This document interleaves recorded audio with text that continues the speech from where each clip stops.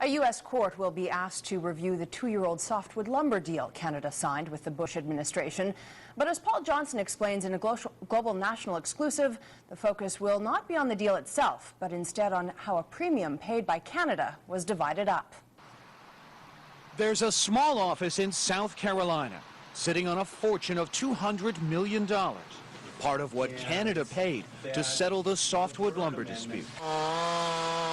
By 2006, the long-running trade war with the U.S. had battered Canada, with timber towns hurting, and the U.S. having amassed over $5 billion in illegal duties. It's a great day that allows our industry to move on. The Harper government agreed to a deal where they'd let the Americans keep $1 billion to settle the dispute quickly. Elliot Feldman is a Washington lawyer who worked on the deal. The Conservatives made as their top priority to remove this dispute from the public eye. And the way to do it was to make a deal at any price as quickly as you could.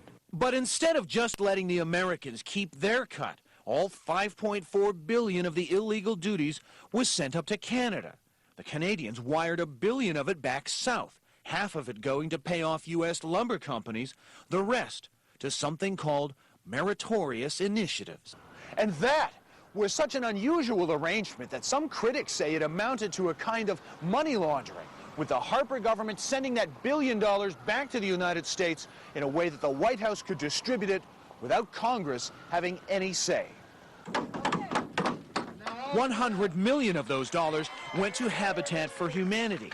150 million went to the American Forest Foundation, and 200 million went to the U.S. Endowment for Forestry and Communities, who also advocate for the timber industry.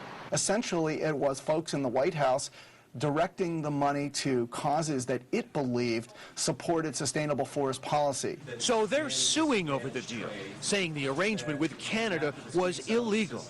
Feldman says Canadians need to be concerned for another reason. This is a horrendous precedent for Canada, because now Americans who get into disputes with Canada can expect to make a deal and get money. That changes things enormously.